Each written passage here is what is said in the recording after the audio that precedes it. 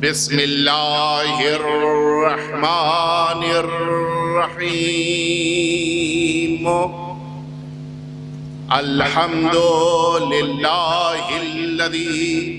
ला यब्लुगु मिदहतहुल क़ाइलून वला युहसी नअमाअहुल आदून वला युअद्दी हक़्क़हुल मुज्तहिदून।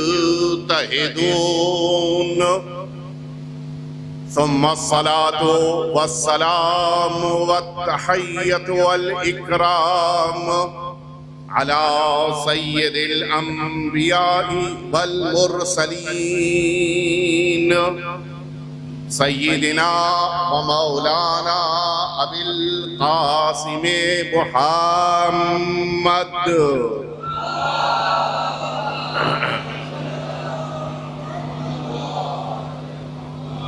सल्लल्लाहु अलैहि व अला अहले बैतिहिल अत्यबीनल अंजमीन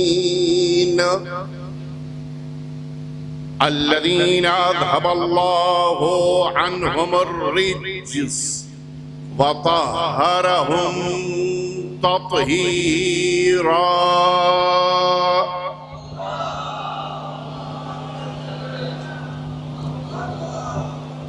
ला सियमल इमामिल मुबीन बक़ियतिल्लाहि फिल अर्दीन अरवाहुना व अरवाहुल आलमीन लितुराब मक़दमिहिल फ़िदा वल लअनतुद दाइमतुल बाक़िया अला अअदाइहिम अजमईन। अम्मा बअद फ़क़द क़ाल अल्लाहुल हकीम फ़ी किताबिहिल मुबीन व तहिय्यतुहुम फ़ीहा सलाम। एक दफा मिलजुल के आप सभी हज़रात सलवात भेज दीजिए।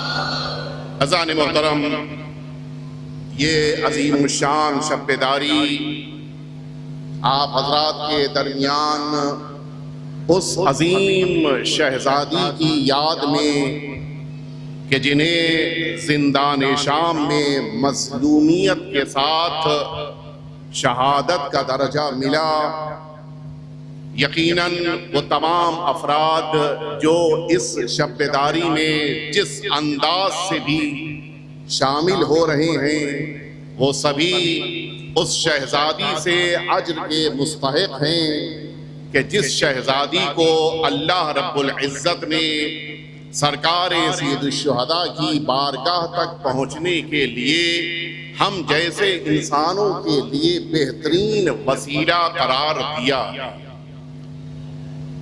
मैं अपने मिजाज और गुज़िश्ता साल के अंदाज की बिना पर एक सवाल आपकी खिदमत में पेश करना चाहता हूँ और उसी सवाल का जवाब जैसे ही हासिल हो जाएगा मेरी गुफ्तगू मुकम्मल हो जाएगी। गुज़िश्ता साल भी मैंने कहा था कि आप हज़रात को घड़ी देखने की जरूरत नहीं है, बयान जब जवाब के मरहले में दाखिल हो जाए तो समझ लीजिएगा कि मजलिस मुकम्मल हो गई। सवाल क्या है और उसका जवाब कैसे हासिल किया जाए, सवाल बड़ा दिलचस्प है और वो सवाल एक ऐसा सवाल है कि जो गैरों की तरफ से इन 10 दिनों में जो आज से शुरू हो रहे हैं बेपनाह पूछा जाता है और जिस सवाल को जानबूझकर हम लोगों के सामने लाया जाता है ताकि देखें इनके पास इस सवाल का कोई जवाब है या नहीं है। और वजह भी आपके ज़हनों को मुतवज्जे कराने के लिए अर्ज कर दूं कि वजह यह है कि एक बहुत बड़ा मजमा आने वाला है 9 दिनों के बाद सरजमीन करबला। ये वो अजीम शान मजमा है कि जिस मजमे को देखकर अपने तो खुश हैं, बहुतों के सीनों पे सांप लौट रहे हैं। इसलिए कि वो मुकाबला कर रहे हैं एक और मैदान से जो पूरे पूरे आगे मौलाना ऊपर तशरीफ ले आइए, आगे ऊपर तशरीफ ले आइए मौलाना, एक दफा मिलजुल के सलवात भेज दें आप। अनीस भाई आप भी ऊपर आ ही जाइए। पूरे पूरे पूरे 2 महीने पहले तकरीबन एक और सरजमीन पे मजमा आता है, लेकिन उस सरजमीन का मजमा लाखों में होता है और 40 के मौके पर आने वाला मजमा लाखों नहीं करोड़ों की मिकदार में होता है। तो उन्हें इस बात का खौफ है कि अगर ये सब उधर ही मुड़ गए तो फिर हमारे वहां वो लाख भी घट के 1000 पे ना आ जाएं।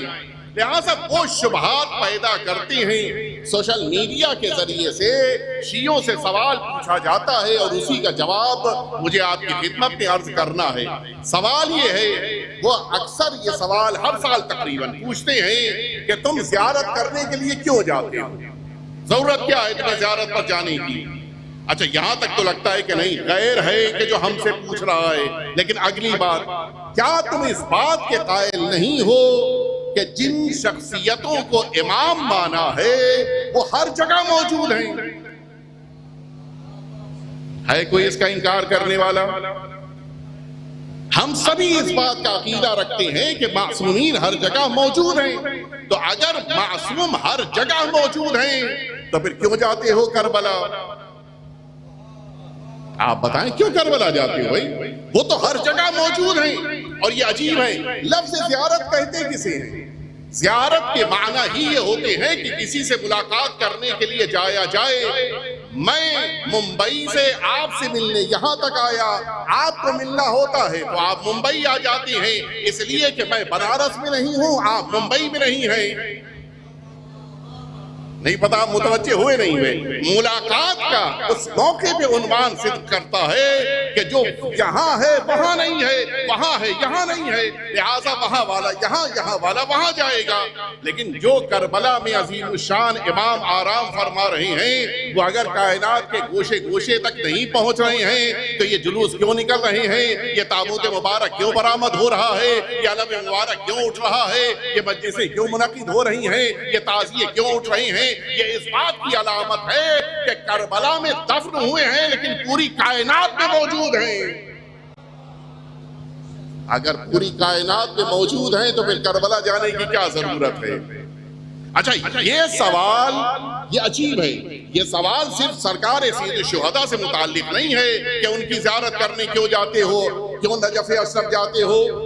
तुम तो अमीरुल मोमिनीन को हर जगह मानते हो, क्यों सामर्रा जाते हो? क्या तुम 11वें इमाम को हर जगह नहीं मानते हो? क्यों काज़मैन आते हो? क्या तुम 7वें इमाम को हर जगह नहीं मानते हो? क्यों तुम मशर मुक़द्दस जाते हो? क्या 8वें इमाम को हर जगह तसव्वुर नहीं करते हो? ऐसा लगता है कि कोई अपना है कि जिसको हमारे फख्र के लिए इतना दर्द महसूस हो रहा है कि हमको समझा रहा है कि वहां क्यों बिला वजह चले जा रहे हो। वो शख्सियतें तो यहाँ मौजूद हैं, हर जगह बारगाह मौजूद है, हर जगह इमाम बाड़ा मौजूद है, हर जगह दरगाह मौजूद है, हर जगह शबीह कब्र मौजूद है, वहां जाने की जरूरत ही क्या है? और ये भी हकीकत है कि वो हर जगह हैं, इसमें कोई शुबा नहीं कि अहले बैत अतार हर जगह हैं। और हमारे अकीदे में ये बात शामिल है। अगर अकीदे में ये बात शामिल न होती तो एक जुमला आपके ज़हनों के हवाले करो, आप तवज्जो फरमाएं। सुबह उठ के आपने किसी को फोन किया, नहीं उठाया, बाई चांस होता है कभी कभी, नहीं फोन पे बात हो पाई। आधे घंटे बाद फिर फोन किया, वो भी किसी जगह मसरूफ था, नहीं आपकी बात को रिसीव कर पाया, फोन रिसीव कर पाया। 1 घंटे बाद फिर फोन कर लिया, उसने आपकी आवाज को नहीं सुना, नहीं लब्बैक कहा। अब क्या होगा? चौथी बार आप उसे फोन करने पर तैयार नहीं होंगे। क्यों? वो न ही फोन का जवाब देते हैं, न कॉल बैक करते हैं, न मैसेज करते हैं। तो उन्हें क्या जवाब दिया जाए? यानी इंसान तीसरी बार फोन करने पे, चौथी बार फोन करने पे तैयार नहीं होता है कि जो जवाब देने का कायल ना हो उसे फोन क्यों किया जाए? यहाँ सुबह उठ रहे हैं तो या अली मदद, शाम को आ रहे हैं तो या अली मदद, रात को रह रहे हैं या अली मदद। ये बार बार अली को पुकारना बता रहा है। अगर पहली बार पुकारने पे मदद न की होती तो हम बार बार ना बुलाते। सलावत बेटे मोहम्मद वाले मोहम्मद पे।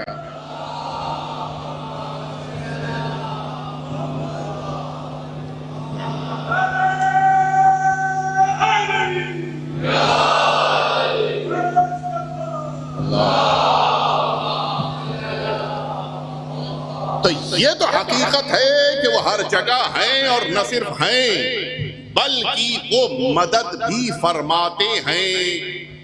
लेकिन फिर क्यों जा रहे हैं ज़ियारत करने के लिए?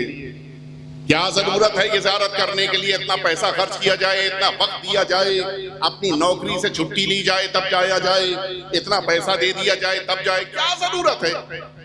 इंसान यही बैठे सारी ज़ियारतें कर सकता है, उसको वहां जाने की जरूरत क्या है? अच्छा, ये एतराज कहां से आ रहा है? ये एतराज वहां से आ रहा है कि जिनके वहां मजमा लाखों की तादाद में तो आ रहा है, लेकिन इसके बावजूद वो बेचैन है, घबराए हुए हैं, मुस्तरिब हैं कि कहीं ऐसा ना हो कि लोगों के न आने की बिना पर हमारी दुकान बंद हो जाए। इन कम ज़र्फों को इतना भी नहीं पता। आप मुतवज्जे हो गए कि एतराज कहां से आ रहा है। उन्हें इस बात के लिए अजीब लग रहा है कि लोग वहां न जाने के बजाय यहां आ रहे हैं। ऐसा नहीं है, जो यहां जाता है वही वहां जाता है। नहीं, बेशक लफ्ज़ें आपका नहीं पहुंचा पाया। हकीकत ये है कि हज उसी का है जो मासूम की ज़ियारत के लिए जाता है। अच्छा, मैं बिल्कुल शुरू में ये बात, अभी बात शुरू नहीं की है, जवाब की दुनिया में नहीं आया हूँ, लेकिन एक बात पहले ही अर्ज किए देता हूँ। अगर यही बात है कि नजफ क्यों जाते हो, अमीरुल मोमिनीन तो हर जगह मौजूद हैं। अगर यही बात है करबला क्यों जाते हो, इमाम हुसैन तो हर जगह मौजूद हैं। अगर यही बात है कि काज़मैन क्यों जाते हो, सातवें इमाम तो हर जगह मौजूद हैं। अगर यही बात है कि आठवें इमाम की बारगाह मशहद क्यों जाते हो, वो इमाम तो हर जगह मौजूद हैं, इसलिए कि हर नमाज के बाद खड़े हो के आठवें इमाम की ज़ियारत पढ़ते हो। अगर यही बात है मासूमीन हर जगह है, तुम उनकी मज़ार पे क्यों जाते हो, उनकी बारगाह में क्यों जाते हो? तो फिर यही बात तो वहां भी होती है, खुदा तो हर जगह है।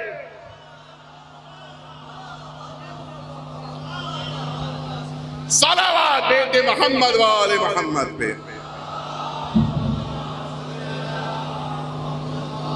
कुछ जानने की बात है। अगर वाकई तौर के ऊपर यही बात है तो ज़ात परवरदिगार तो हर जगह मौजूद है। कौन इंकार कर सकता है कि अल्लाह हर जगह नहीं है? जब अल्लाह हर जगह है,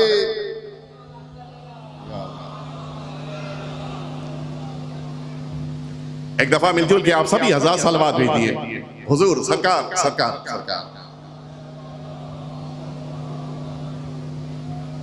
एक दफा इससे बेहतर सलवात भेज दें आप अंदाज।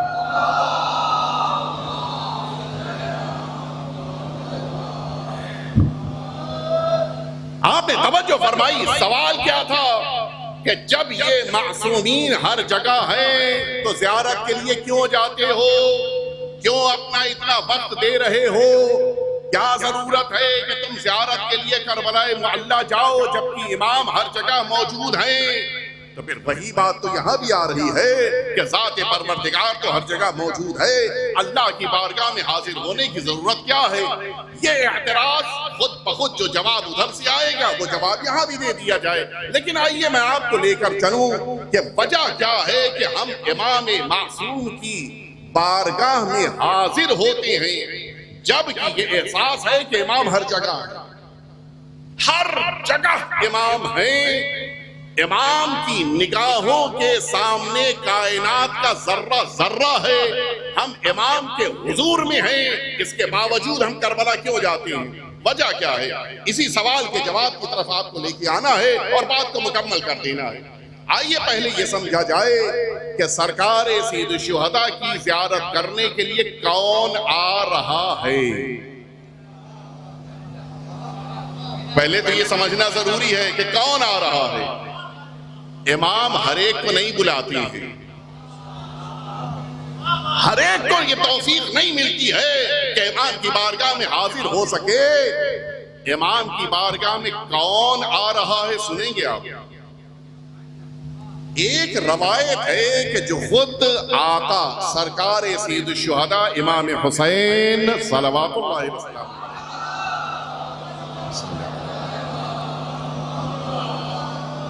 मौला ने बयान फरमाई है, आका फरमाते हैं कि मैं अपने जद्द अमजद हुजूर खत्मी मर्तबत हजरत मोहम्मद मुस्तफा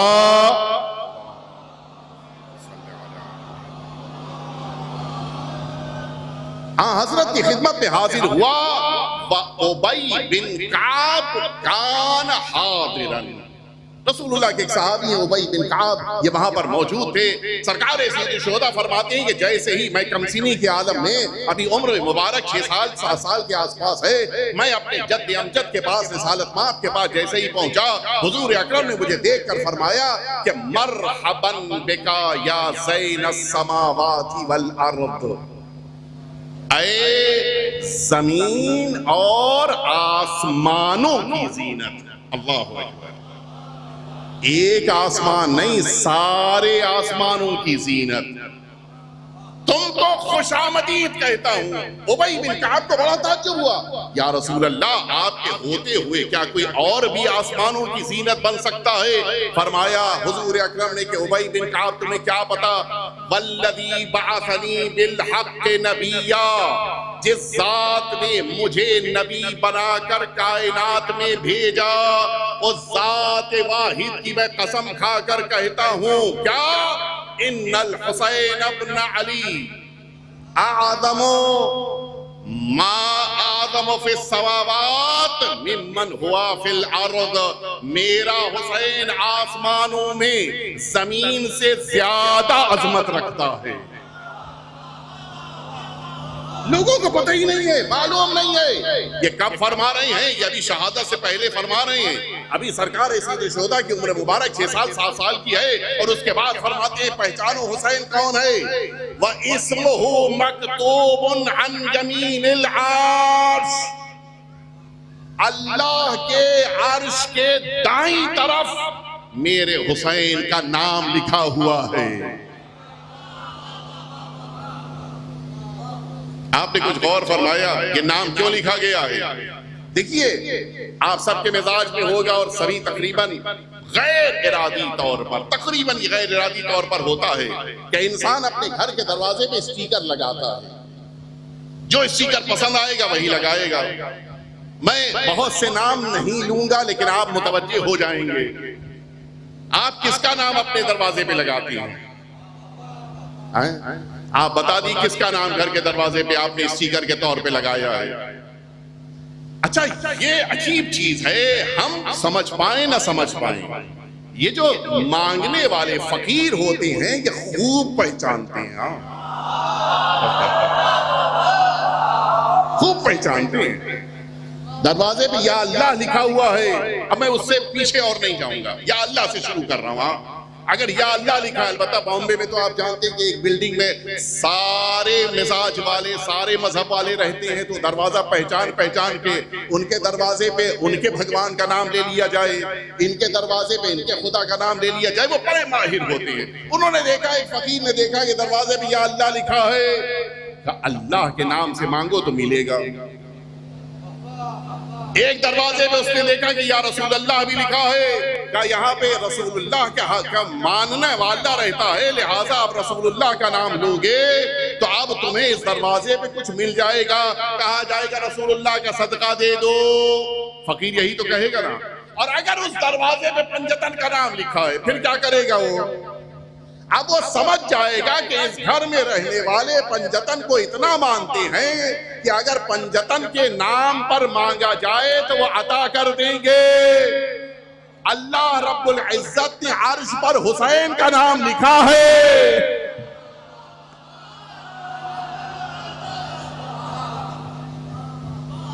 इमाम हुसैन का नाम लिखा है। अब इमाम हुसैन के नाम पर मांगो तो ये घर में रहने वाले दे देंगे। अल्लाह ने अर्श पे लिखा है। ना मेरा झगड़ा किसी से है, ना मेरा कोई इख्तिलाफ है। एक दफा मिलजुल के सलवात भेज दी आप हज़रात, ये तशरीफ ले आइए। ऊपर ऊपर ऊपर तशरीफ, ऊपर नीचे तो नहीं बैठेंगे सरकार, ऊपर ऊपर ऊपर ऊपर आइए आइए ऊपर आइए। एक दफा और मिलजुल के सलवात भेज दी आप हज़रात।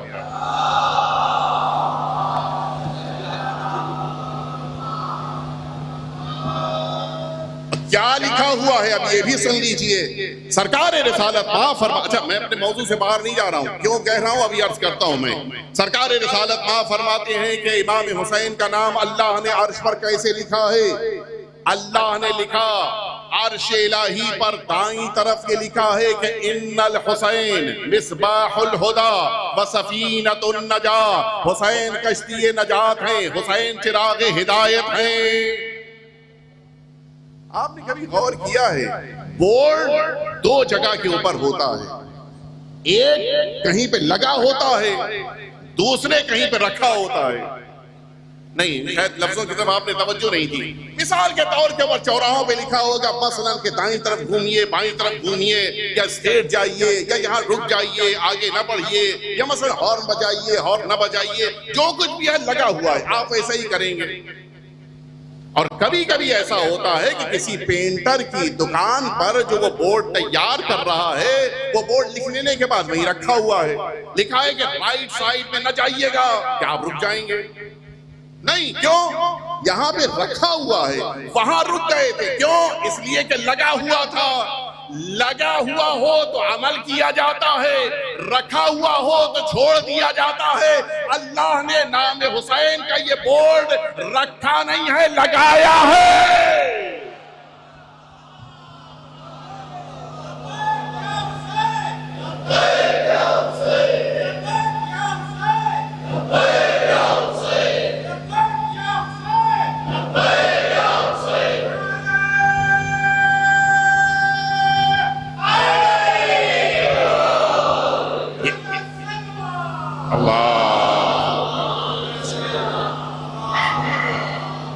ये एक मरहला। दूसरा मरहला भी जल्दी से अर्ज किए देता हूं। बोर्ड साहब ने देखे होंगे कि उनकी अपनी खासियत होती है। मसलन बगल के मोहल्ले में बोर्ड लगा है जिस पर लिखा हुआ है कि दाईं तरफ मुड़िए, तो अब जो वहां से गुजरेगा वो दाईं तरफ मुड़ेगा।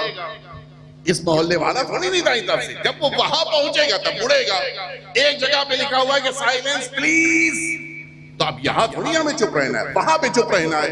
बोर्ड जहां पे लगा हुआ है नहीं तवज्जो। हॉस्पिटल्स में रूम्स में अक्सर लिखा होता है साइलेंस प्लीज। आप गए, बिल्कुल खामोशी के साथ जाकर बैठ गए, एक डॉक्टर साहब आए, आपने देखा कि वो नर्स के साथ खड़े होकर बात कर रहे हैं। डॉक्टर साहब बड़ा अजीब है, आपको अंग्रेजी नहीं आती? क्या हुआ भाई, खैरियत? तो क्या यहाँ लिखा है साइलेंस प्लीज और आप बात कर रहे हैं? वो डॉक्टर का क्या जवाब होगा? भाई ये आप लोगों के लिए है जो यहाँ पर आते जाते हैं, मेरे लिए नहीं है, वरना अगर मैं खामोश हो जाऊंगा तो बहुत से खामोश हो जाएंगे। बोर्ड जहां लगा हो वहीं वालों से मुताल्लिक होता है। अब आप इंसाफ से बताइए, ये बोर्ड अल्लाह ने अर्श इलाही पर लगाया, इसका ताल्लुक किससे है? मुझसे है, आपसे है? नहीं, हम आप तो कदम भी नहीं रख सकते। इसी उसूल काफी में रवायत मौजूद है, हमारे और आपके छठे इमाम आम जाफर सादिक अलैहिस्सलातु वस्सलाम, मौला फरमाते हैं कि अर्श इलाही उस वादी का नाम है कि जिस वादी में कदम रखने के लिए इस्मत की शर्त है। हम जैसे गुनाहगारों का वहां पे गुजर नहीं है, हम जैसे गुनाहगार नहीं जा सकते। ये अजीब वादी है। अल्लाह ने अपने नेक बंदों को, मुकद्दस बंदों को, अंबिया को, औलिया को और खास मलाइका को इस जगह पे रखा है। अब आप समझे, इस जगह पर अंबिया मौजूद हैं, इस जगह पे मलाइका मौजूद हैं, इस जगह पे औलिया मौजूद हैं जो अल्लाह के खास बंदे हैं।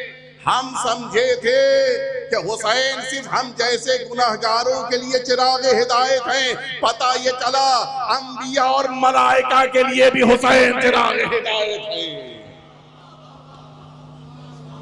और शायद ये जुमला आपको संगीन लग रहा हो, आइए मैं इसी कामिल ज़ियारात की रवायत की तरफ, यहीं तक मुझे लेके आना था, कामिल ज़ियारात की रवायत की तरफ लेकर आ जाऊं। मरहूम कुम्मी ने ये जुमला लिखा है, इस मरहूम बाबा कुम्मी ने पूरी रवायत लिखी है। हमारे और आपके छठे इमाम से भी रवायत है और पांचवें इमाम से भी, दो मासूम से रवायत है। अलबत्ता लफ्ज़ें कुछ बात जगहों पे अलग अलग हैं, लेकिन मैं जो रवायत पढ़ा हूं कामिल ज़ियारात की रवायत है। फरमाया कि मा मिन नबिय्यिन वला मलकिन इल्ला वहुम यसअलून अल्लाह अन यअज़न लहुम कोई भी मलक नहीं है, कोई भी नबी ऐसा नहीं है जो अल्लाह रब्बुल इज्जत की बारगाह में खड़े हो के ये न कहे कि खुदारा मुझे जमीन पे जाने की इजाजत दे दे। तो लफ्ज़ें हमारे बॉम्बे में इस्तेमाल होती हैं, यकीनन आपके दरमियान भी होंगी। एक पॉश एरिया, एक स्लम एरिया। पॉश एरिया माशाअल्लाह से बिल्कुल वेल मेंटेन होता है, बड़ा अच्छा, बड़ी अच्छी सोसाइटी होती है। और स्लम एरिया वो होता है कि जिसमें मिसाल के तौर पे वो लोग रहते हैं कि जहाँ बहुत ज्यादा कल्चर नहीं है, बहुत ज्यादा अच्छा नहीं समझा जाता। अगर किसी इंसान को रीडेवलपमेंट के लिए या ऐसा हुआ कि उसकी बिल्डिंग दोबारा बनने जा रही हो, तो ऐसे मौके पे अगर घर बदलना हो तो क्या होता है? पॉश एरिया वाला स्लम एरिया में आता है या स्लम एरिया वाला पॉश एरिया जाता है? बताइए।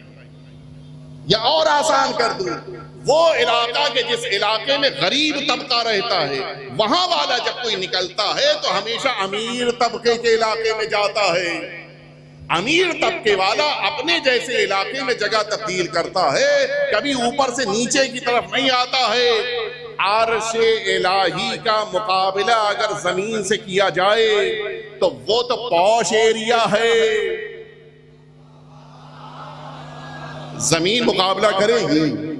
क्या अल्लाह को हक नहीं है कि तुम पॉश एरिया छोड़ के क्यों जमीन पे जाना चाहते हो? और अब आप इस जमीन की अजमत को महसूस करें। ये अंबिया और मलाइका कहते हैं कि खुदारा हमें जमीन पे जाना है ताकि फर्जंद रसूल हुसैन इब्न अली की कब्र की ज़ियारत करें। ये है अजमत इस अजीमुश्शान बारगाह की। और फिर छठे इमाम फरमाते वफौजुन यंजिल वफौजुन यारुज, फौज दर फौज ये अंबिया और मलाइका अर्श इलाही के चारों तरफ रहने वाले, आसमानों की बुलंदियों में रहने वाले, ये सब जमीन की तरफ आते हैं, नाजिल होते हैं। वह यारुज, मौला ने ये नहीं फरमाया यसउद। अलबत्ता एक रवायत में यसउद आया है, लेकिन मैं जो रवायत पढ़ रहा हूं जो 3 जगह वारिद हुई है उसमें यसउद नहीं है, उसमें यारुज है। हमारे बुजुर्ग आलिम दीन मौजूद हैं, इजाजत से पढ़ रहा हूं। देखिए अरबी जबान में ऊपर जाने के लिए यसउद इस्तेमाल होता है, तवज्जो है नहीं, यानी ऊपर की तरफ गए। यारुज खास माना रखता है। यारुज अरबी जबान का एक ऐसा लफ्ज है कि जिसका रूट वर्ड, जिसका मस्दर अल उरूज है, जिसको आप अपनी जबान में इस्तेमाल करते हैं मिअराज। काश आपके जहन मुतवज्जे हो जाएंगे। इमाम ने ये नहीं फरमाया कि ये सब आसमानों की तरफ वापस जाते हैं, बल्कि मौला फरमा रहे हैं ये फौज दर फौज इमाम हुसैन की बारगाह में ज़ियारत करने के लिए नाजिल होते हैं।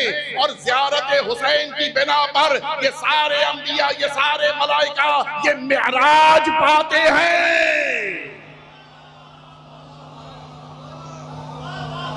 आपने गौर फरमाया, एक मिअराज और है कि जिसमें हमारे आखिरी पैगंबर जमीन की वादियों से अर्श इलाही तक तशरीफ ले गए हैं। और ये मिअराज जो हर शबे जुमा हो रही है, ये मिअराज कहां से कहां तक हो रही है? ये अर्श इलाही से इमाम हुसैन की बारगाह तक हो रही है। मुझे जुमला कहने दीजिए, अगर जमीन से मिअराज चाहिए है तो अर्श इलाही पर जाना होगा। अर्श वालों को मिअराज चाहिए है तो हुसैन की बारगाह में आना होगा।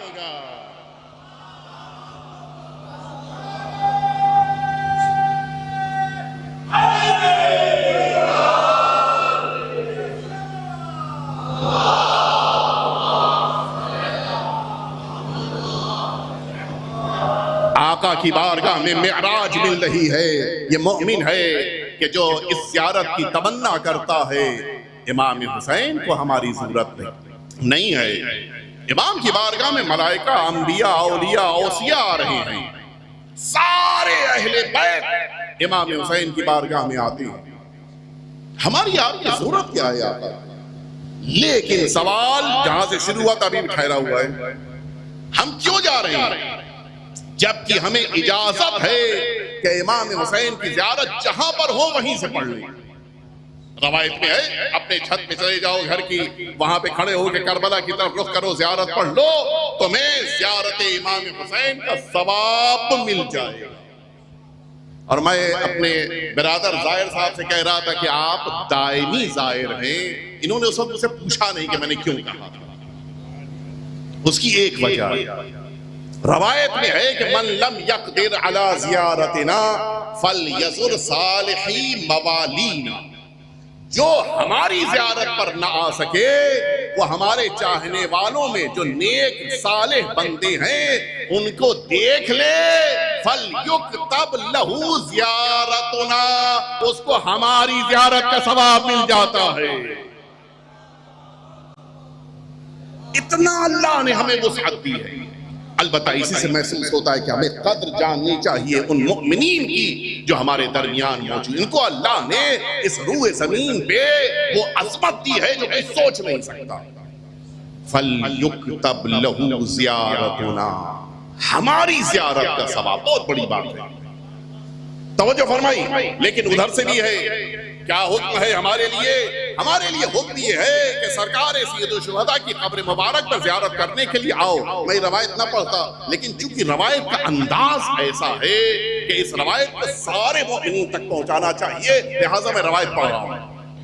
यही कामिल ज़ियारत में भी रवायत है, बिहारुल अनवार में भी रवायत है, और भी मुतअद्दिद किताबों में रवायत मौजूद है। हमारे और आपके पांचवें इमाम मोहम्मद बाक़िर अलैहिस्सलातु वस्सलाम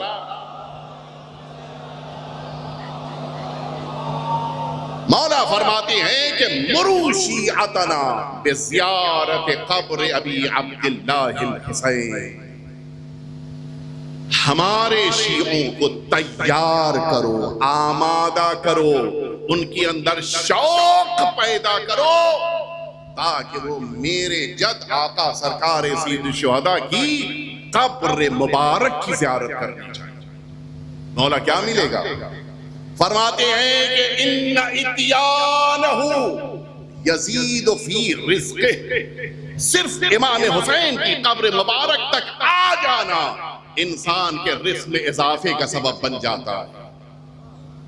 इंसान तिजारत करता है, बैंक में पैसा रखता है कि 6 साल में 2 बराबर हो जाए, बिजनेस करता है ताकि माल बढ़ जाए, बिजनेस करता, नौकरी करता है ताकि उसके घर में माल आ जाए।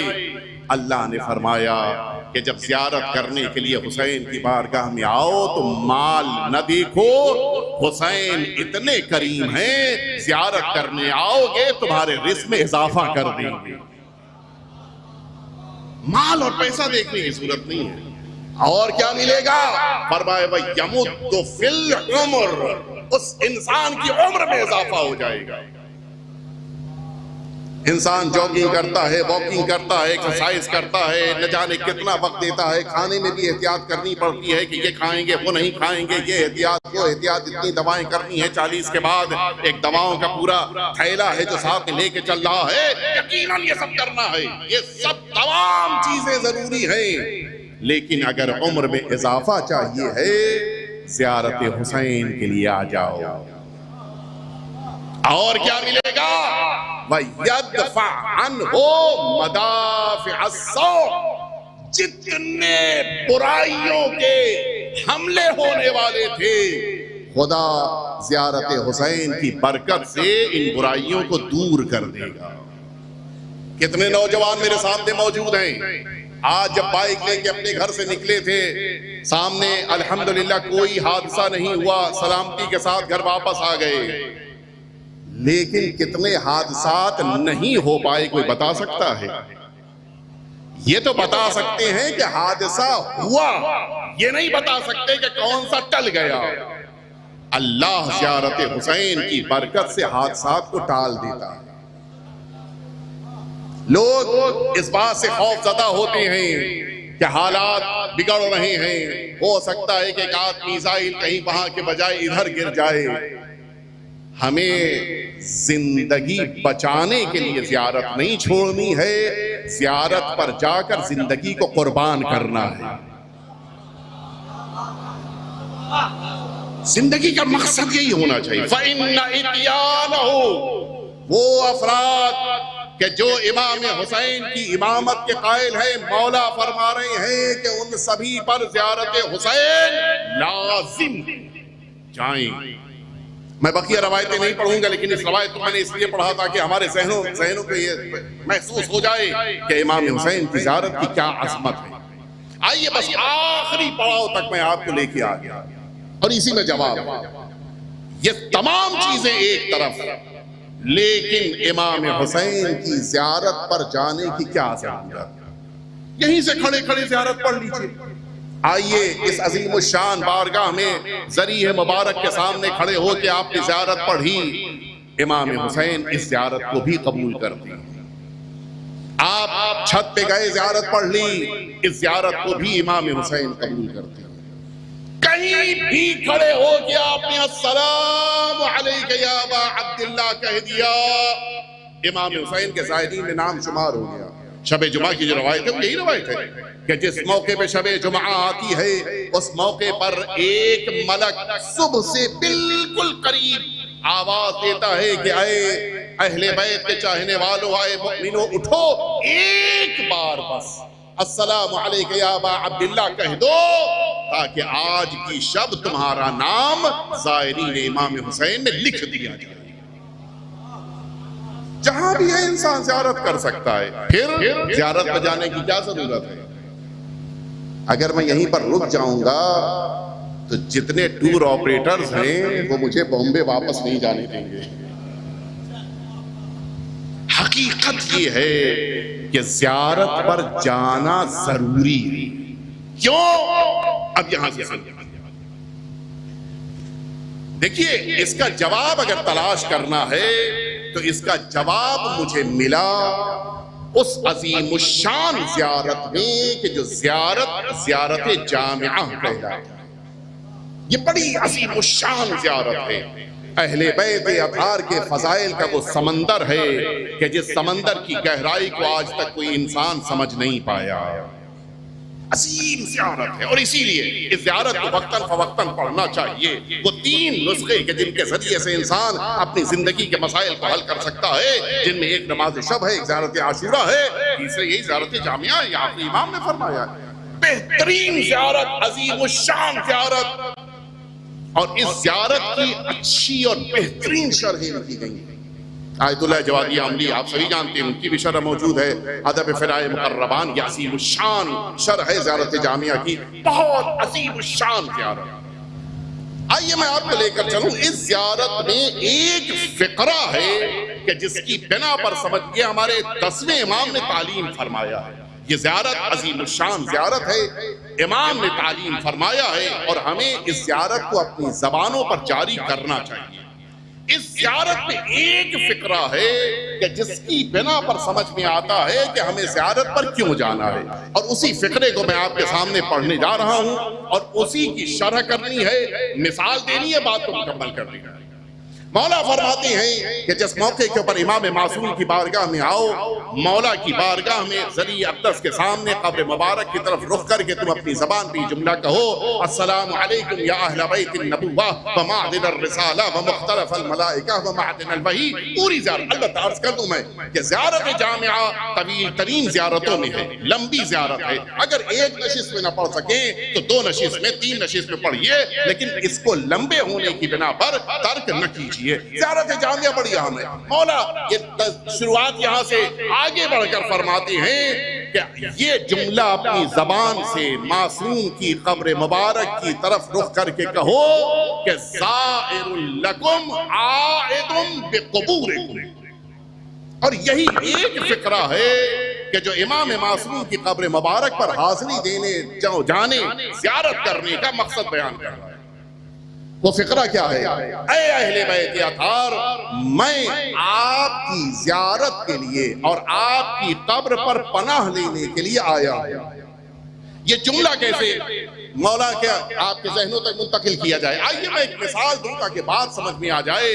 हम सभी ने बचपन गुजारा है और बचपन के ज़माने में अक्सर औकात ऐसा हुआ होगा, आप हज़रात के साथ भी, मैं पूरी तवज्जो आपकी चाह रहा हूं कि जब किसी बुजुर्गवार का दिल आपकी तरफ से नाराज होने की बिना पे खट्टा हो गया, अब वो आपसे इंतकाम की कोशिश में है कि आपसे बदला लेना है। अच्छा, बच्चा कमसीन है, 5 साल 6 साल का है, वो समझ गया ये तो हमारे दादा की उम्र के हैं, जहां इन्होंने मुझे पकड़ लिया तो ठुकाई और पिटाई हो जाएगी। अब क्या करे, बच्चा जरा ज़हीन है, वो क्या करता है, कभी अपने वालिद के साथ घर से बाहर निकलेगा, कभी बड़े भाई के साथ बाहर निकलेगा, कभी माँ के साथ निकलेगा। वो बगल के बुजुर्गवार जो पड़ोस में रहते हैं उनको मौका ही नहीं मिल रहा है। बच्चा अकेला मिल ही नहीं रहा है, टिक ही नहीं रहा है, ना मार पा रहे हैं, ना डांट पा रहे हैं, ना अंदर की भड़ास निकाल पा रहे हैं। एक दिन गर्मी का जमाना था और लाइट नहीं आ रही थी। बच्चे ने सोचा वो बुजुर्गवार अपने रूम में कहीं पंखा झलते हुए आराम कर रहे होंगे, दोपहर में 2:30-3 बजे के मौके पे कहाँ वो अपने कमरे से निकलेंगे, मैं जाऊं जरा चौराहे पे जाकर खुद से आइसक्रीम खरीद के ले आऊंगा। ये बच्चा अपने घर से निकला और ये अपने हाथ में पैसा लिए हुए 6 साल का बच्चा चौराहे के पर दुकान पे खड़े होके आइसक्रीम के लिए पैसा दे ही रहा था कि अब जो घूम के देखा तो बुजुर्गवार खिड़की खोले हुए, लाइट नहीं आ रही थी, खिड़की खोले खड़े थे। उन्होंने देख लिया कि बच्चा आज अकेला निकला है। अब क्या हो, और वो अपने घर से निकल चुके हैं और अब वो बड़ी मुस्कुराहट के साथ, जालिमाना मुस्कुराहट के साथ इस बच्चे की तरफ बढ़ रहे हैं कि आज कौन बचाएगा। मियां हमेशा तो तुम भागे हो, आज बताओ क्या होगा। अब आप इंसाफ से बताएं, वो बच्चा आइसक्रीम खरीद पाएगा? और अगर पैसा दे भी चुका हो तो पैसा रखो, मैं बाद में देखूंगा। पास ये भागा सरपट। क्यों भाई, क्यों भागा? क्या वो जानता है? अच्छा ये अजीब है, बच्चों को अल्लाह ने इतनी मारिफत दी है कि वो बड़ों से ज्यादा अपने को पहचानते हैं। बड़ा लड़ जाएगा, वो अपने को नहीं पहचान पाता कि सामने वाले से ज्यादा मेरे अंदर ताकत है या नहीं है। बच्चा पहचान लेता है। वो माशाअल्लाह से मजबूत कुआ के आदमी है, उनका वजन ही 80-90 साल का, मेरा तो कुल वजन ही 25 साल का है, मैं कहां लड़ पाऊंगा। ये बच्चा सर पर भागा और अब वो बुजुर्गवार अपनी पूरी ताकत को और हिम्मत को जमा करके उसके पीछे दौड़ने लगे। यहां तक कि ये बच्चा अपने घर के दरवाजे पे आया। आने के बाद दरवाजा जल्दी से खोला और सीधा घर में दाखिल होकर वो अपनी माँ की आगोश में जाकर बैठा। और अब वो बुजुर्गवार से कह रहा है कि हिम्मत हो तो मारिए। क्यों, क्या हो गया?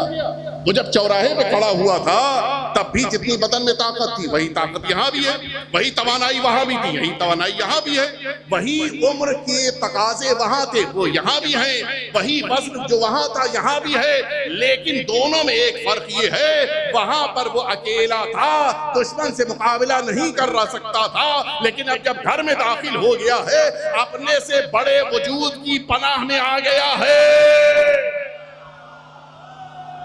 अब अपने से 2 बराबर ताकत वाले से लड़ने के लिए तैयार है और कह रहा है कि हिम्मत हो तो मुझे मारिए।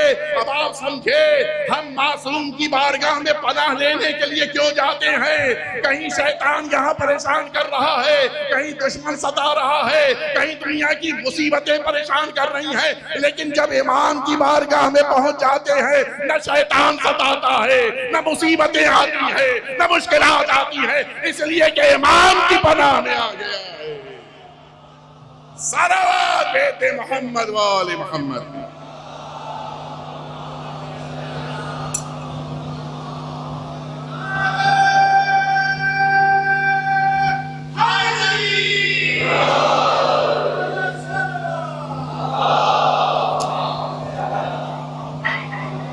इमाम की कब्र मुबारक पे आकर पनाह लेने वाला।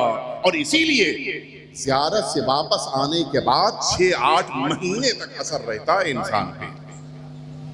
और एक और मैं मिसाल दे दूंगा आपके जहन में तवज्जो करने के लिए, बड़ी एहतियात से लफ्ज़ें अदा कर रहा हूं। हमारे बॉम्बे शहर में कही देता हूं 31 दिसंबर नया साल शुरू होने से जस्ट पहले वाली रात बहुत बड़ा मजमा होता है। कितना बड़ा? 35,000 का मजमा। और वहां के लिए बहुत बड़ा मजमा है, इतना बड़ा मजमा।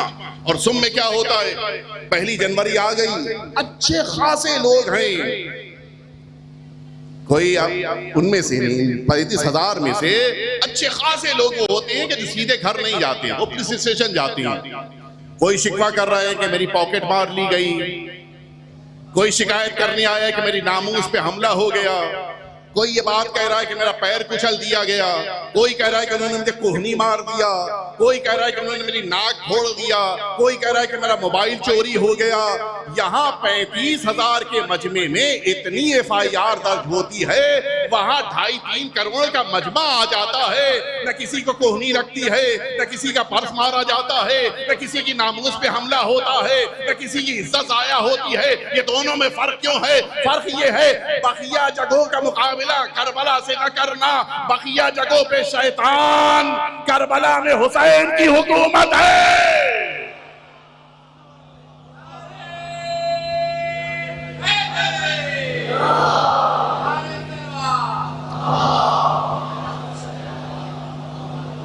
ये मोजिज़ा है या नहीं है?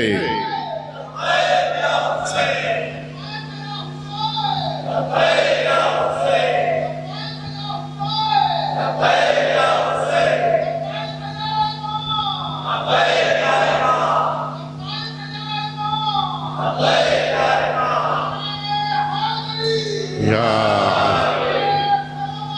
अल्लाह,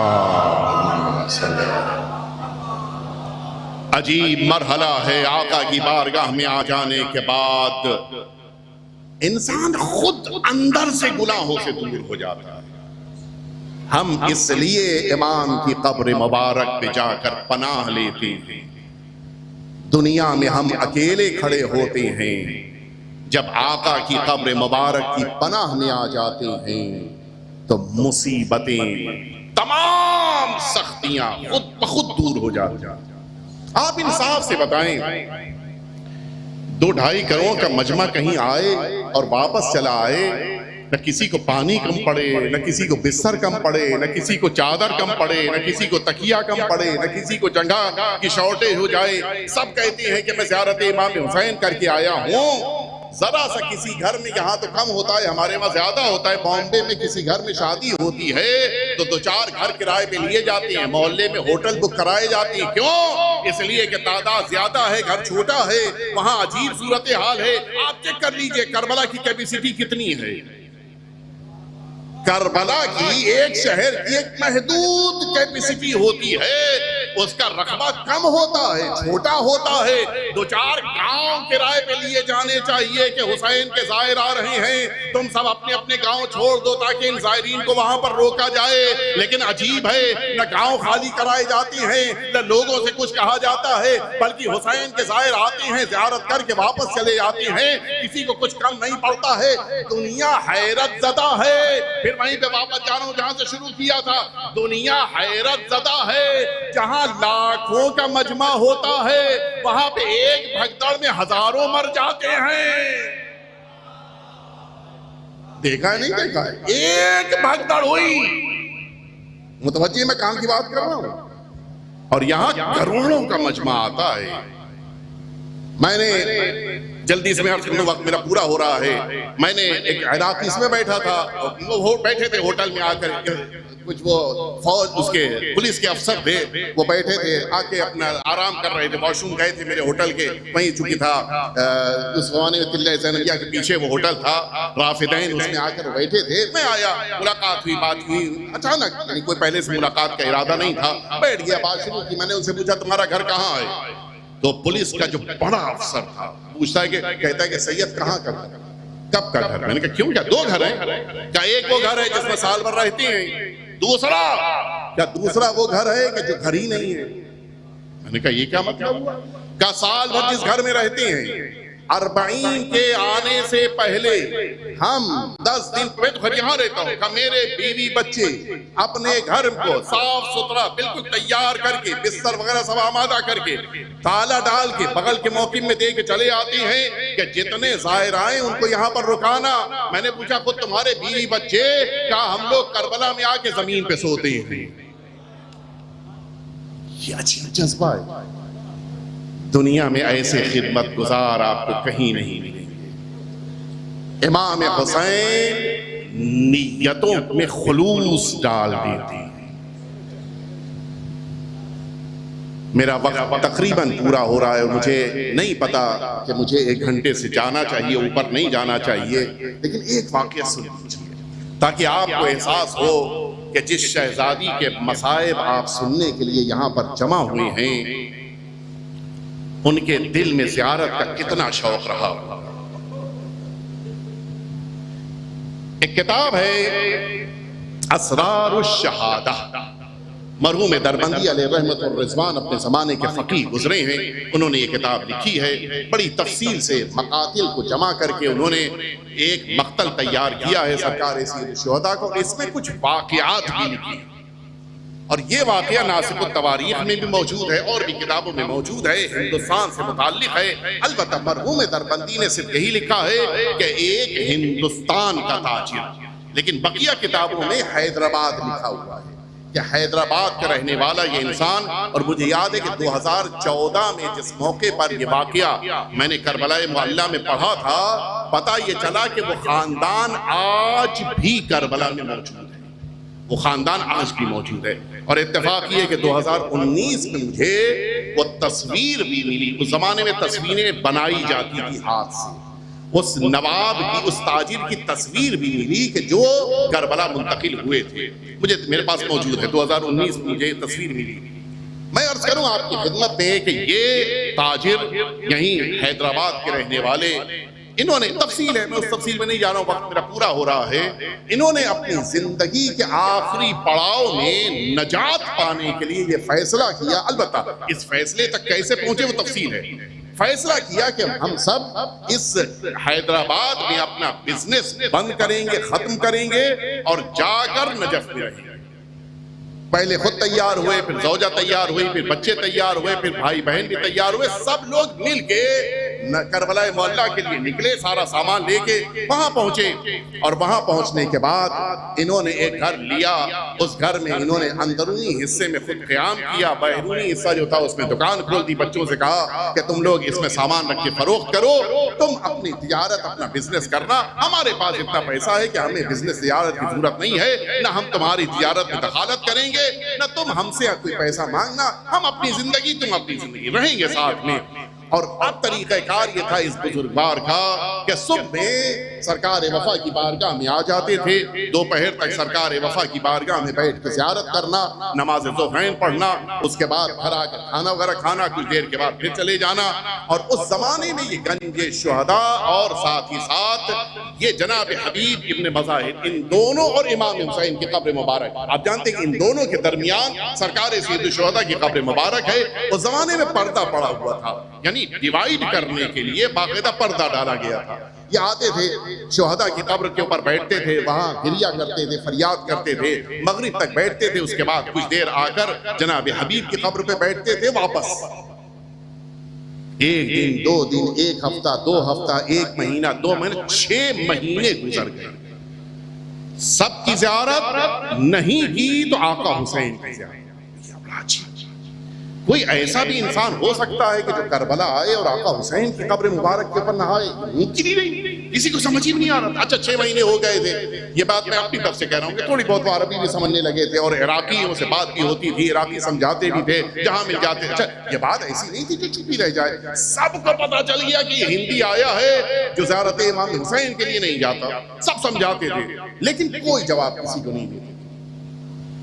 यहाँ तक के लिखा है मरहूम दरबंदी ने कि नकीबुल अशराफ सैयद मुर्तज़ा का ज़माना था, ये नजफ़ अशरफ से करबला ज़ियारत के लिए आए हुए थे। और उस ज़माने में लोगों की ज़बानों से गुजरती हुई ये बात उनके कान तक पहुंची। एक हिंदी आया है, ज़ियारत पे नहीं जाता। अच्छा ऐसा भी है कोई?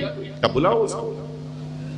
आया, सामने आकर बैठा, तफसील पूछी कैसे आए, जितनी अरबी जानता था। इसने बताया कि मैं हिंदुस्तान में अपने काम धंधे को छोड़ के यहाँ पे आया हूँ, अपना बिजनेस मैंने तर्क कर दिया सिर्फ इसलिए कि इमाम हुसैन की बारगाह में रहूँ, यहाँ पे आया हूँ। सारी तफसील कर लिया है, मेरे बच्चे ज़ियारत करते हैं, मैं ज़ियारतों में रहता हूँ। अचानक सैयद मुर्तज़ा ने पूछा, इमाम हुसैन की ज़ियारत के लिए गए?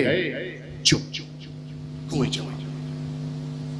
सैयद मुर्तज़ा को एहसास हुआ कि शायद इसको ज़ियारत इमाम हुसैन की अज़मत नहीं पता है, लिहाजा अब सैयद मुर्तज़ा ने रवायतें, 5वें इमाम की रवायत, 6ठे इमाम की रवायत, 4थे इमाम से ये बयान, 8वें इमाम की रवायत, सारी रवायतें, जाहिर है कि मुज्तहिद मरजा है, सारी रवायतें अज़बर हैं, सब सुनानी शुरू कर दी। खामोश बैठ गए, बिल्कुल कोई जवाब नहीं। सैयद मुर्तज़ा को गुस्सा आने लगा, उन्होंने कहा ये बताओ तुम दुनिया में किसकी बात मानते हो? जाहिर है तकलीद, इसीलिए तकलीद की अहमियत है।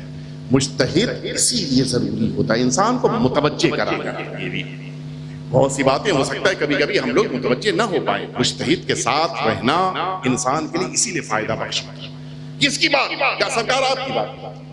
क्या अगर मेरी बात मानते हो, मैं अभी हुक्म दे रहा हूं, यहां से उठो, घर जाओ, कपड़ा लो, नहर फुरात पे आओ, गुस्ल करो, लिबास तब्दील करो, और जो मुस्तहब्बात आदाब हैं उनको बजा लाते हुए आज जाकर मेरे जद इमाम हुसैन की ज़ियारत उठा, अपनी जगह से बादिले नाखास्ता अपनी जगह से उठा, आया, घर पे कपड़ा लिया, लिबास लिया, नहर फुरात पे आया, गुस्ल किया, लिबास तब्दील किया, जो आदाब ज़ियारत हैं उन ज़ियारत के आदाब को अंजाम देता हुआ अब ये धीरे धीरे हरम की तरफ बढ़ रहा है। और उस दिन करबला का आलम ही अजीब है, अंदाज ही बदल गया। लोग अपनी अपनी दुकानें छोड़कर इसके पीछे चल रहे हैं कि देखिए आज होता क्या है। इतने दिनों के बाद एक ज़ायर इमाम हुसैन की मुबारक कब्र तक जा रहा है, आज होगा क्या? लोग पीछे पीछे चल रहे हैं, ये आगे आगे जा रहा है। और जब इमाम हुसैन के हरम में जरी के सामने पहुंचा, अब दूर खड़ा है, यानी बिल्कुल करीब नहीं पहुंचा, सहन में पहुंचा है। इमाम हुसैन की जरी अक़दस दिखाई दे रही थी। वहीं पे खड़े होकर अब उसने अपने दिल का दर्द बयान किया। कहता है आका, ये बात नहीं है कि मुझे आपकी ज़ियारत का एहसास नहीं है। आका, अगर मुझे आपकी ज़ियारत की अज़मत न पता होती तो मैं आपके लिए अपना वतन छोड़ के यहाँ ना आता। आका, मैं सिर्फ और सिर्फ आपकी मोहब्बत में अपना वतन छोड़ के यहाँ पे आया हूँ। और उसके बाद कहता है कि आका, मेरे इतने दिनों तक आपकी बारगाह में न आने की सिर्फ एक वजह थी। वो वजह ये थी, सुन सकोगे सरदार? कहता है कि आका, उसकी सिर्फ एक वजह, वो वजह ये, मौला मेरी इन आंखों में इतनी ताकत नहीं है कि मैं आपकी कब्र मुबारक को देख सकूं। कहता है अहादा मक़तल अबी अब्दिल्लाह, अहादा मसरअ अबी अब्दिल्लाह, क्या यही वो जगह है जहां पे ज़हरा के लाडले को कत्ल किया गया? यही वो जगह है जहां पे सकीना को यतीम कर दिया गया? और ये कहते कहते ज़मीन करबला पे गिरा और वहीं पे खत्म हो गया। एक ज़ाहिर हुसैन इतनी मुद्दत के बाद कब्र हुसैन पे आ रहा था, लेकिन वो भी इमाम हुसैन की कब्र मुबारक को न देख सका, वहीं के ऊपर गिरा और खत्म हो गया। आप इंसाफ से बताएं, वो बच्ची जो शाम के जिंदान में सो गई, अगर वो बच्ची करबला में अपने बाबा की कब्र मुबारक पे आ जाती, उस नन्ही सी बच्ची का क्या आलम होता। अज़ादारों, एक जुमला और सुनते जाइए। ये नन्ही सी बच्ची वो मजलूमा है। हर बच्ची जब अपने बाप के जनाजे पे आती है तो जिस्म के साथ सर को देखती है, लेकिन ये वो मजलूमा बच्ची है जिसने बाबा के जिस्म को करबला में देखा, सर को शाम के जिंदान में देखा। कितनी तमन्ना थी इस नन्ही सी बच्ची को अपने बाबा से मिलने की। हाय रे सकीना, शाम के जिंदान में सो गई। आज एक बच्चे से भी पूछा जाए तो यही कहेगा, मुझे आका हुसैन की ज़ियारत के लिए जाना है। हाय रे सकीना, दुनिया के बच्चे भी चाहते हैं कि कब्र हुसैन तक खुद को पहुंचा दें, लेकिन नन्ही सी 4 साला बच्ची है जो बाबा को याद करती रही, लेकिन जाहिरी तौर पे बाबा की कब्र तक न पहुंच सकी। इसीलिए जब ज़ाहिर करबला आते हैं, बहुत ऐसे ज़ाहिर हैं कि जो इमाम हुसैन की जरी के सामने खड़े होकर ये आवाज देते हैं, आका मैं खुद अपनी तरफ से नहीं, सकीना की नियाबत में ज़ियारत पढ़ रहा हूँ। ए आका, वो नन्ही सी बच्ची जो आपकी कब्र तक न पहुंच सकी, उसकी नियाबत में मैं ज़ियारत पढ़ने के लिए आया हूँ। हाँ आज़ादार हो, ये बच्ची इतनी मजलूमा है, मैदान करबला से चली है, इसने अपने बाबा के जनाजे को देखा है, बार बार बार ये चाहती है कि अपने बाबा के जनाजे के साथ रहे, लेकिन ये बच्ची को अपने बाबा के साथ न रहने दिया गया। अज़ादारों, शाम गरीबा के हंगाम में जब ये नन्ही सी बच्ची मैदान करबला में आगे बढ़ रही थी, इसने खुद को अपने बाबा के जिस्म तक पहुंचाया। और जब फूफी ने ये पूछा था, ए बेटी तुमने कैसे पहचाना? इसलिए कि पहचानने के लिए या सर चाहिए या फिर लिबास चाहिए। भाई मेरे बाबा, मेरे हुसैन के जिस्म पे तो न लिबास है न सर है। फूफी ने पूछा, ए बेटी तुमने कैसे पहचाना? फरमाती है सकीना, ए फूफी अम्मा, जब रात आई मैं अपने बाबा को ढूंढने के लिए जंगल में टहल रही थी, आगे बढ़ रही थी, अचानक एक नशेब से आवाज आई, एलैया एलैया या बुनैया, ए बेटी सकीना आ मेरे करीब आ जा। नन्ही सी बच्ची अपने बाबा से लिपट गई। हाँ दादारो, ये वो मौका था जब फूफी भी पहुंच चुकी हैं। बड़े आराम से इस नन्ही सी बच्ची को बाबा से जुदा किया। लेकिन अज़ादारों, वो 11 मुहर्रम थी जब यही बच्ची अपने बाबा से लिपटी है। कभी ताजियाने खाए हैं, कभी तमाचे खाए हैं। ए बाबा, आपके बाद ये नन्ही सी बच्ची ने न जाने कौन कौन मुसीबतें बर्दाश्त की हैं। अज़ादारों को मौका भी आया, ये नन्ही सी बच्ची करबला से निकल रही है। लेकिन जब जनाब ज़ैनब ने ये जुमला सुना कि सकीना कह रही है, ए फूफी अम्मा, मैं अपने नाके पे अकेली हूँ, मेरा दिल लरज़ रहा है। और जनाब सकीना के लिए जनाब ज़ैनब ने कहा, ए शेमर, ये तो छोटी सी बच्ची है, इसे माँ के साथ बिठा दिया जाए। सुनो अज़ादारों, काफिला रोका गया, नाका बिठाया गया। एक उम्मीद पैदा हुई, बच्ची को माँ के साथ बिठाया जाएगा। लेकिन सुन पाओगे अज़ादारों, मैदान करबला में एक आवाज बुलंद होती है, रस्सियां लाई जाए। और अब जब रस्सियां लाई गई, सकीना पुश्ते नाका के ऊपर लिटाई गई, रस्सियों को बांधा गया। और अब जब नाका चला,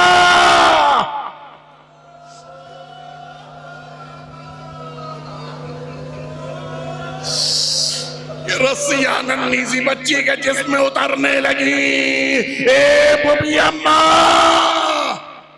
अब ये सकीना जिंदा न बचेगी। आज़ादारों, इन्हीं मजलूमियतों के साथ ये काफिला सरजमीन शाम पहुंच चुका है। आज़ादारों, जिंदान शाम आ चुका है, वो शाम का जिंदान जहां दिन में सूरज की तमाज़त है, रात में ओस की बिना पर ये बच्चे नहीं सो पाते हैं। अजीब मरहला है, आज का दिन गुजरा है। शाम के जिंदान में दिलों को लेके चलिए, आइए चलिए आपकी खिदमत में अर्ज करें। एक 4 साला बच्ची है जिसने ख्वाब में बाबा को देखा है, इतना गिरिया किया कि अब जब यजीद को भी रहम आया, नन्ही सी बच्ची के लिए शाम के जिंदान में सर भिजवाया गया। आप ताबूत मुबारक देख लेते हैं, सब्र नहीं कर पाते हैं, अलम मुबारक देख लेते हैं, बर्दाश्त नहीं कर पाते हैं। अरे न जाने सकीना, बाबा का कटा हुआ गला अब जब अपने जानों पे रखा, ए बाबा, जिंदगी भर सकीना आपके जानों पे बैठती थी, आज सकीना के जानों पे बाबा का सर है। ए बाबा, मेरे कानों से अभी भी खून बह रहे हैं। ए बाबा, मेरे रुखसार पे तमाचों के निशान है। ए बाबा, मेरी पुश्त के ऊपर ताजियानों के निशान। ए बाबा, ये सकीना अब जिंदा रहना नहीं चाहती है। अज़ादारों, अचानक आवाज खामोश हो गई। बस आखिरी जुमला सुने, ज़ैनब भी आगे बढ़ी, सैयदे सज्जाद भी आगे बढ़े, इन्ना लिल्लाह व इन्ना इलैहि राजिऊन। अज़ादारों, आखिरी जुमला, सैयदे सज्जाद जिंदान शाम में नन्ही सी बच्ची को दफन करने के लिए अब जब आगे बढ़ रहे हैं, आपने न देखा होगा कि जो जनाजा लेके जा रहा हो उसके दोनों हाथ बंधे। हाय रे सैयदे सज्जाद, बाबा करबला में अली असगर को दफन करना आपके लिए शायद आसान हो। ए बाबा, सकीना को दफन करना।